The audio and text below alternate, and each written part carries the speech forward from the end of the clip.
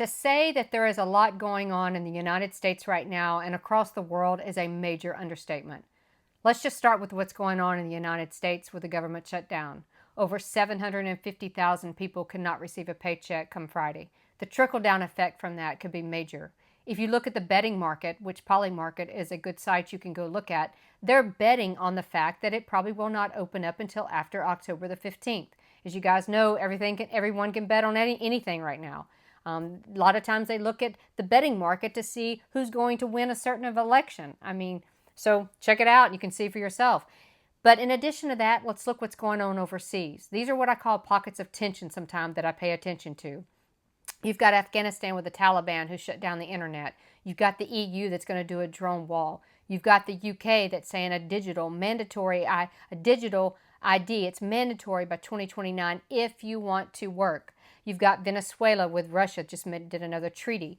Then you've got China with Tazara, I believe that's how you say that correctly, with the railway that they're going to redo or make new to get access to the copper in Africa, and so on. And there's different things like this. I call them pockets of tension, and that's what I've been paying attention to, trying to see the trickle-down effect, how it affects different things in our country perhaps, and just across the globe. So, welcome back to the channel. This is Financial Prepper. I'm Stacy, and welcome to my office. Grab your cup of tea, and this is where I do a lot of my research.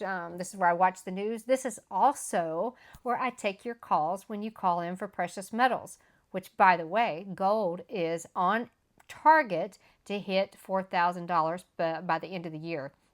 Silver almost hit $48 today, and then it came back down. But as you guys all know, I'm a broker with Miles Franklin, and I have a really big announcement that I want to make just a little later on in the video. But first, I want to talk to you guys about, I call them pockets of tension. Chris and I have a saying that we use. Where there's tension, pay attention. I use it even in my personal life. When something doesn't seem right, I pay attention. I read something the other day that said, go with your gut, unravel or figure out the details later.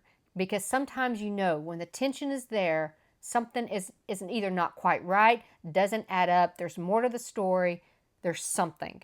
And these are some of the stories that caught my attention, so I thought I would share them with you. First off, let's start with the UK. And this is all in addition, of course, what I'm watching with the government shutdown. But the UK, mandatory digital IDs are coming to the UK.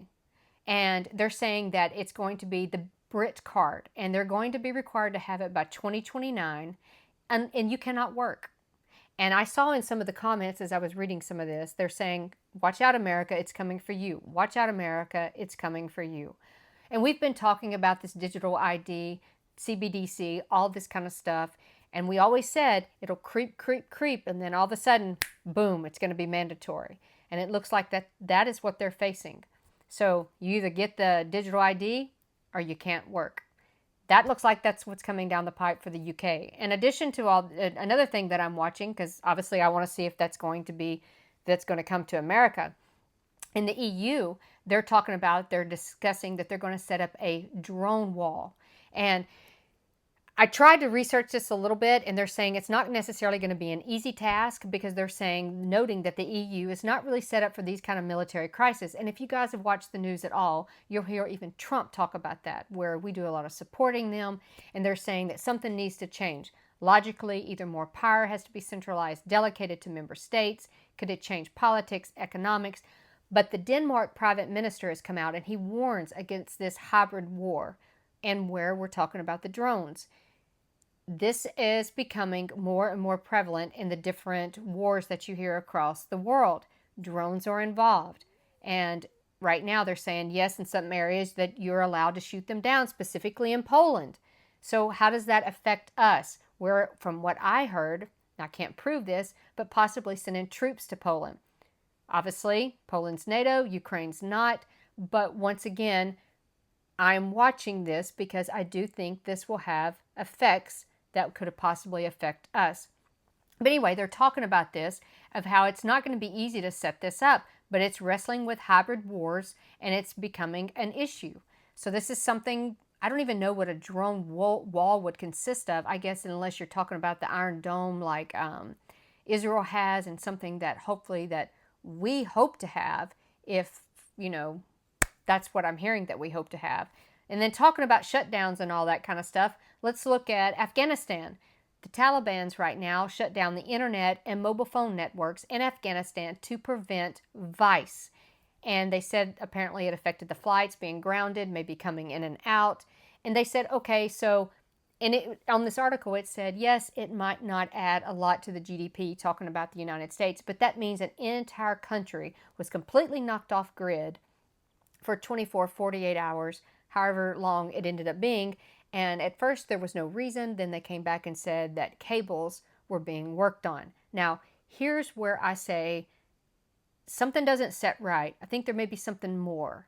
And one of the reasons is, if you've heard Trump say several times that he wished that we had access or still had access or control. I don't remember his exact verbiage, but it had to do with the Afghan airport, air runway that we unfortunately left, which the casualty of 13 of our American military soldiers, and because it is a strategic location when it comes to China.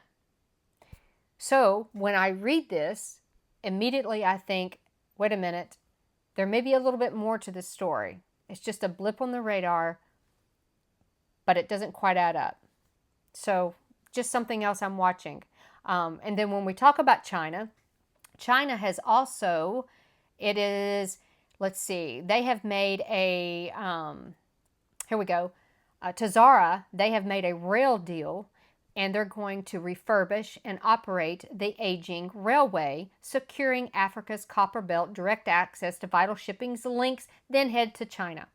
So here's another, China is busy buying up ports, and when they buy them up, it just seems to slip right under the radar. It's just a little blip in the news.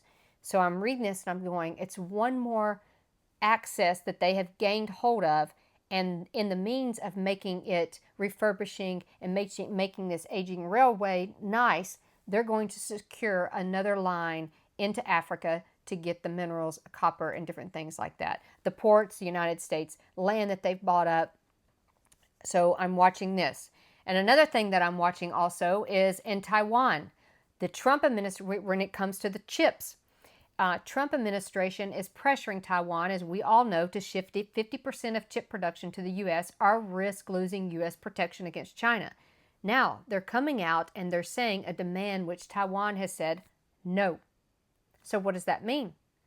And the South China Morning Post said, was this signaling the end of the Taiwan's silicone shield against Beijing? So if we don't offer them protection, does that mean that Taiwan we will no longer get chips from them? Once again, you're speculating, but I'm looking at this and I'm saying, okay, there's more to the story on this. So that's another one that I'm following. Let's see, what was some of the other ones? Oh, the other one was Venezuela and Russia. This is another one I'm following. Let's get to this one. Venezuela strengthened its alliance with Russia through the approval of a strategic partnership treaty. So what happened the other day? Let's see, Russia, China, North Korea, they were all at a parade, right? India had something, they weren't there, but they said something about it. Now we have Venezuela signing a treaty with Russia. I mean, come on, you guys, when you start seeing these different things, these treaties being done, them coming together for meetings, them swapping different oils or minerals, you've got to pay attention to some of this. We can't just turn a blind eye and pretend that some of this stuff doesn't exist. When Secretary of Defense Pete had, Secretary of War, as they call it now, Pete had his meeting the other day, and it was yesterday actually, and I was watching the news about it, and everybody was talking about, the big news was he's called the military fat, and put them on a diet and exercise, and they had merit-based and all this kind of stuff. That was not my takeaway. My takeaway was there was much more to the story than him just calling them and telling them that. I think, and this is me speculating, but he was announcing to the world our military is going to be strong. There was a reason why. He could have done that in a Zoom meeting.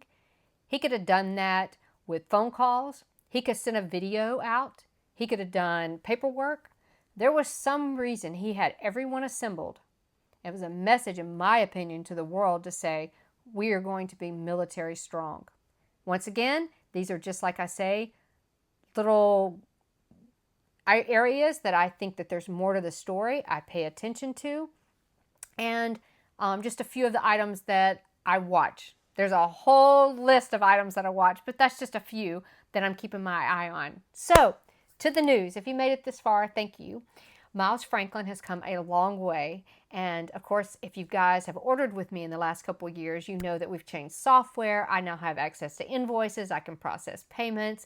And it's been a journey, a growing experience, and I've loved it.